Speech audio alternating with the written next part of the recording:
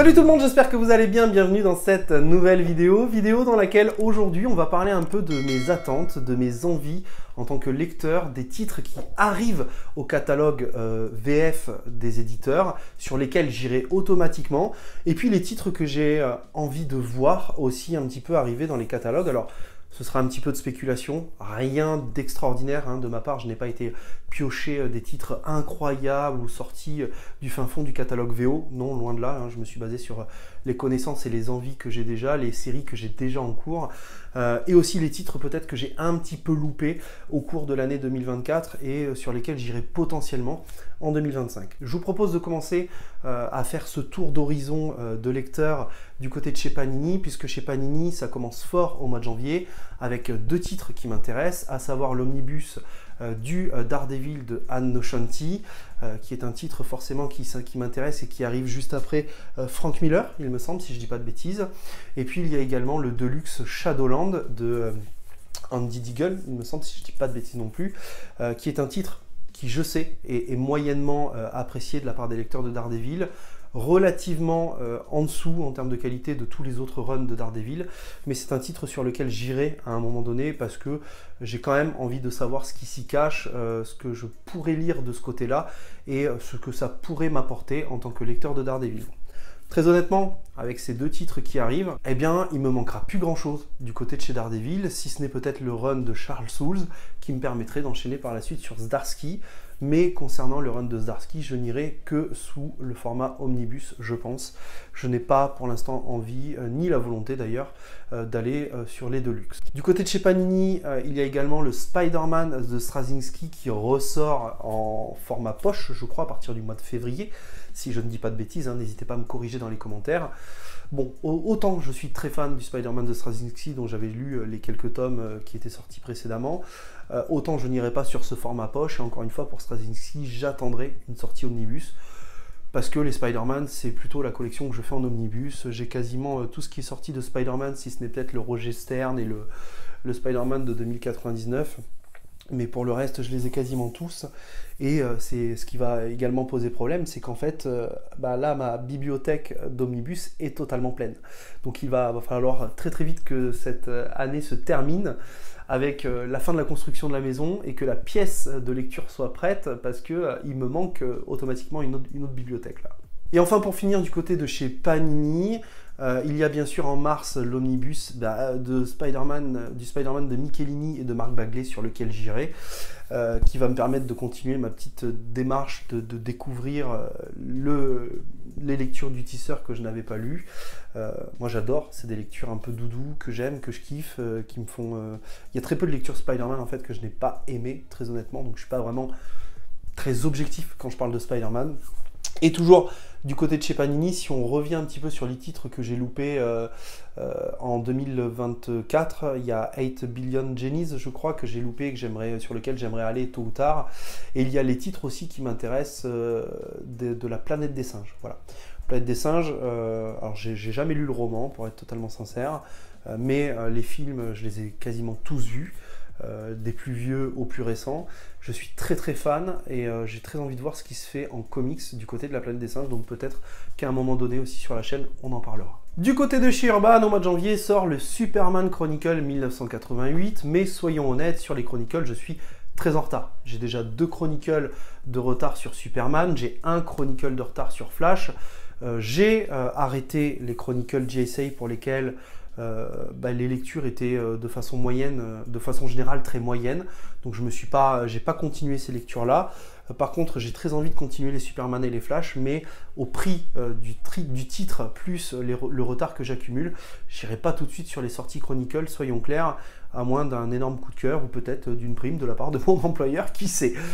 Du côté du mois de février, par contre, c'est l'univers de Geoff Jones qui continue d'avancer chez Urban, avec le tome 2 de Geiger qui arrive. Il y a également le tome 1 de Redcoat que j'attends énormément, avec beaucoup d'impatience. C'est l'un des univers indés que j'aime le plus du côté de chez Urban. Et ça me fait extrêmement plaisir de le découvrir. Et d'ailleurs, puisqu'on parle un petit peu de cet univers, j'ai envie d'en profiter pour vous parler aussi d'un titre que j'aimerais voir arriver du côté de cet univers-là, puisque tout cet univers, une fois qu'on aura tout lu, normalement ça va former un vrai tout, un vrai truc très cohérent. Donc j'ai hâte. C'est Rook Exodus qui me fait vraiment envie, dont les couvertures VO sont absolument magnifiques, dont les dessins sont absolument magnifiques. Il y a déjà 6 issues de sortie, je crois, au moment où je tourne cette vidéo, si ce n'est même un peu plus. Donc j'aimerais bien qu'un tome 1 arrive. Et j'ai vu qu'il y avait un autre récit dans cet univers-ci, un peu horrifique aussi, que j'ai très envie de voir. Donc j'espère que tout l'univers sera publié chez Urban, parce que c'est un univers qui vaut vraiment le coup. Du côté des univers que j'aime et des univers indépendants que j'aime, bien évidemment, il y a The Department of Truth, pour lequel j'aimerais un 5e tome, qui serait du coup le 2e arc de The Department of Truth. Malheureusement, ce qui se passe, c'est qu'en 2024, je crois qu'il n'y a eu que 5 ou 6 chapitres, non 5 chapitres je crois qui sont sortis, ou moins, même 4 chapitres qui sont sortis. Ça me semble un petit peu léger, honnêtement, pour qu'on ait un tome très prochainement là. Donc il faudrait, à mon avis, il va falloir qu'ils attendent une avance, donc il faudrait qu'il y ait au moins 6 chapitres supplémentaires pour faire 2 tomes, 5 chapitres par tome. Ça me semble beaucoup plus cohérent. Mais en tout cas, c'est un univers qui, pour moi, avance beaucoup trop lentement.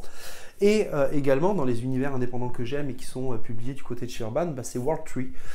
Normalement, le tome 2, je pense, devrait arriver là, dans le courant de cette année, parce qu'il y a déjà une dizaine de chapitres qui sont sortis aux États-Unis, et c'est un univers qui avance plutôt pas mal. Mais bon, peut-être que James Tynion the Four est un peu trop partout. C'est peut-être un peu le problème de cet homme aussi, qui est sur The Department of Truth, World War III et bien d'autres séries. Et du coup, voilà, moi j'aimerais bien que ces deux univers avancent, mais on est dans l'attente. Du côté de la continuité, j'avoue qu'il n'y a pas grand-chose qui m'intéresse, si ce n'est peut-être les Absolutes là, qui arrivent. Alors au mois de janvier, il y a Absolute Power qui arrive. Est-ce qu'il sera nécessaire de lire l'event pour aller sur les Absolutes Batman, Superman et Wonder Woman? Je ne suis pas sûr.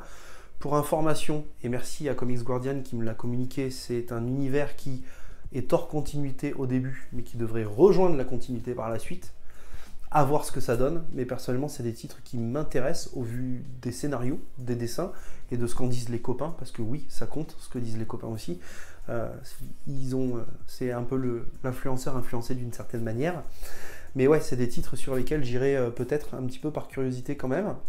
Et puis, je sais que l'univers de Sean Murphy m'a un peu refroidi récemment, mais j'ai vu qu'il y avait quand même un titre qui allait faire suite du coup au dernier titre qu'il a fait, alors pas Joker, mais vraiment le dernier titre de son univers qu'il a fait, qui teasait un petit peu une espèce de Justice League White Knight, moi en gros, c'est un peu l'idée. Voilà, j'irai sûrement par curiosité, sans grande conviction, parce que pour moi je trouve que l'univers s'étend beaucoup trop. Côté de chez Delcourt, beaucoup de titres qui arrivent et qui m'intéressent également, et là c'est un autre problème, c'est que pareil, mon étagère Delcourt elle est pleine, à savoir qu'il me manque actuellement un Walking Dead pour finir la totalité de l'intégrale de la série Walking Dead, mais il y a beaucoup de titres qui arrivent et qui me chauffent, à savoir déjà, on va commencer avec la réédition de BRPD, L'Enfer sur Terre, qui sera pour moi l'occasion de me lancer vraiment dans l'univers d'Hellboy, en plus du tome 1 spécial anniversaire 30 ans que j'ai lu l'année dernière, et j'ai très envie d'aller du côté de cet univers et de BRPD. L'intégrale BRPD Origine en réflexion, je crois aussi, est une idée qui me séduit, et je pense que j'irai dessus également à terme.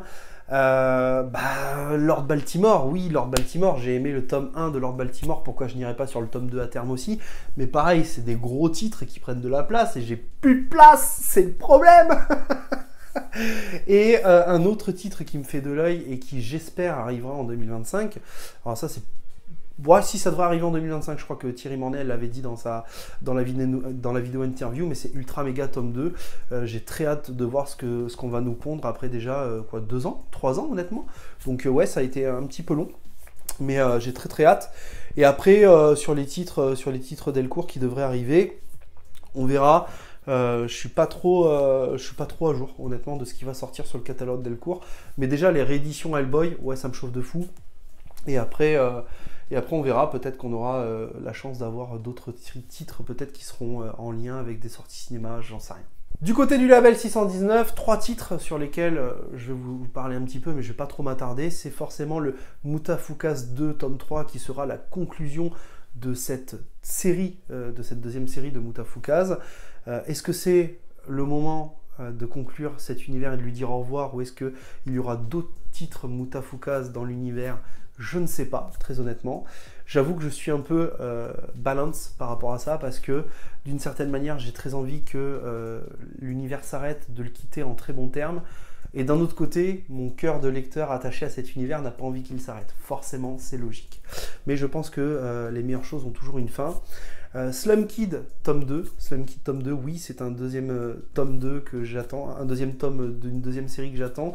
Slum Kid qui nous racontait l'histoire, bien évidemment, de ces enfants qui évoluaient dans une décharge où régnait la violence, la drogue, la prostitution, et qui nous parlait également de thématiques très intéressantes, la famille, l'amitié, et voilà, d'éviter la violence justement pour s'entraider.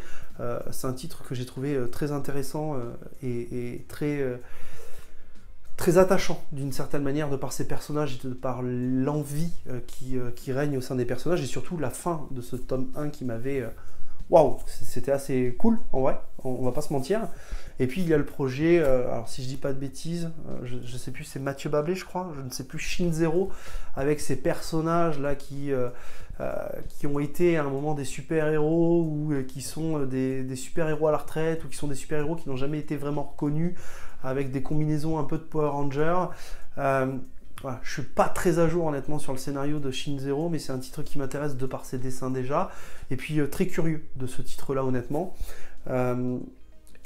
Pour finir cette vidéo du côté de chez iComics, j'aimerais beaucoup avoir le titre TMNT X Naruto, qui est l'événement de fin d'année qui est sorti, je crois qu'il y a eu un chapitre ou deux chapitres qui sont sortis, sur lesquels il faut que je me penche d'ailleurs, mais c'est un titre ouais, que j'aimerais voir arriver chez iComics. J'avoue que j'ai très peu d'espoir, honnêtement, de voir arriver ce titre chez iComics, pour la simple et bonne raison que dans l'intégrale tome 5 des Tortues Ninja, il devait y avoir notamment eh bien, le TMNT X Ghostbuster qui a été retiré par IDW pour problème de droit. Et c'est toujours un problème de droit et de détenteur des droits qui fait chier du côté de chez TMNT, et ça me gave un petit peu parce que ça nous empêche d'avoir des super titres. C'est un petit peu dommage. À ce titre-là aussi, il y avait un titre TMNT X Power Ranger qui était sorti il y a quelques années chez iComics en dur. C'est un titre sur lequel j'irai, mais j'irai uniquement si le 2 sort. Et là, c'est pareil. Est-ce qu'on aura le 2 en France? Bah, bonne question. Normalement, il est prévu. Hein, je ne sais pas trop où on en est en réalité. Est-ce qu'il est prévu? Est-ce qu'il est en cours d'écriture? Est-ce que les premiers chapitres sont déjà sortis? J'en sais rien. Mais le fait est, c'est que c'est un titre sur lequel j'aimerais aller. Moi, j'aime bien les Power Rangers, j'aime bien les TMNT. Et honnêtement, oui, pourquoi pas, au moins par curiosité, y aller. Et pour finir du côté de chez iComics, bah, j'aimerais bien que la fin de la série TMNT Reborn de Sophie Campbell arrive, et que je puisse goûter du coup à la nouvelle série TMNT, parce que bah, vous l'avez vu dans mes vidéos au travers de cette année, mais TMNT Reborn, c'est pas le titre qui me fait vibrer, très honnêtement. Voilà, j'attends mieux pour l'instant, et les 3 premiers tomes ne m'ont pas du tout convaincu, ce qui est dommage, mais ouais. Voilà, je pense qu'on a fait à peu près le tour des premiers titres qui m'intéressent au cours de cette année 2025. Liste qui va forcément s'allonger, qui va forcément s'agrandir. Et n'hésitez pas d'ailleurs à me dire, vous, dans les commentaires, quels sont les titres qui vous intéressent en 2025, VF et potentiellement une adaptation VO-VF également. J'aimerais bien que tous les titres dont je viens de vous parler, ne soient pas bons, ou ne soient pas si bons qu'ils devraient l'être. Ça me permettra de garder encore un petit peu de place dans ma bibliothèque le temps du déménagement et de la construction de la maison, parce que là, ça commence à être critique en vrai. Et il va falloir que je marche déjà un peu sur les bibliothèques de ma femme quand j'ai des lectures en attente, etc. Là, va y avoir crise de couple. Là, c'est sûr. Voilà, je vous dis à très très vite, prenez soin de vous. On se retrouve samedi prochain pour une nouvelle vidéo. Et eh bien, n'oubliez pas, hein, bien évidemment, de grands comics, un pic de grande lecture. Ciao tout le monde.